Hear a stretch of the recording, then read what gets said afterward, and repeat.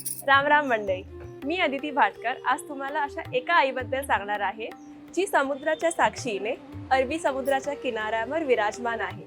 करुणा, कृपा आणि समृद्धीचे रूप महालक्ष्मी माता. इसवी सन 1839 मध्ये धाकजी दादाजी अशा हिंदू व्यापाऱ्याने बांधलेलं हे मंदिर आजही लाखो मुंबईकरांचं आराध्य श्रद्धेस्थान आहे. सुवर्ण अलंकारांनी सुशोभित त्रिदेवी स्वरूप महालक्ष्मी माता, महासरस्वती माता आणि महाकाली माता. इतिहास सांगतो, मुंबई आणि वरळी दरम्यान समुद्र बांधणी करताना बाण वारंवार ढासळत राहिला.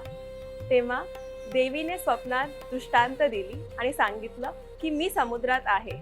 कोळी बांधवांच्या मदतीने तिन्ही देवी या समुद्रातून काढण्यात आल्या आणि उभं राहिलं हे दिव्य मंदिर.